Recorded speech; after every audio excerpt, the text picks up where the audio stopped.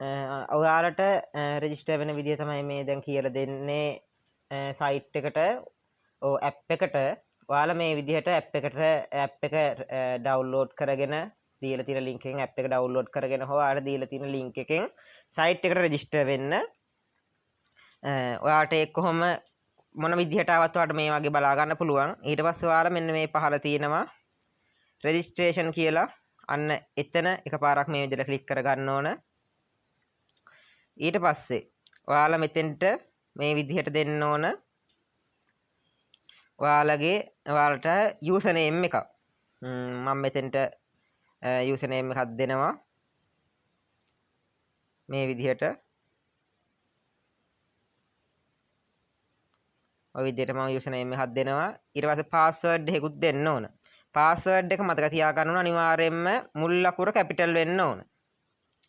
ඊට පස්සේ ඉතුරු අකුරු ටික සිම්පල් වෙන්න ඕන. මේ විදිහට ඉතුරු අකුරු ටික සිම්පල් වෙන්න ඕන.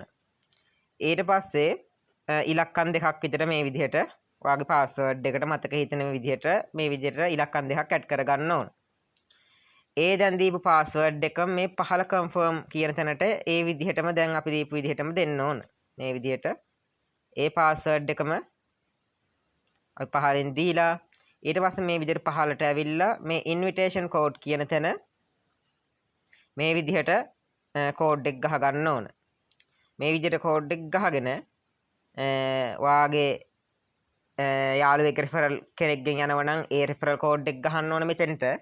එහෙම නැත්නම් ඒ තියෙන ඔයාලගේ යාළුවෙක්ගෙන් ගන්න කෝඩ් එකක් එහෙම ඔයාගේ යාළුවෙක්ගෙන් ගත්ත කෝඩ් එක මෙතෙන්ට දෙන්න ඕන.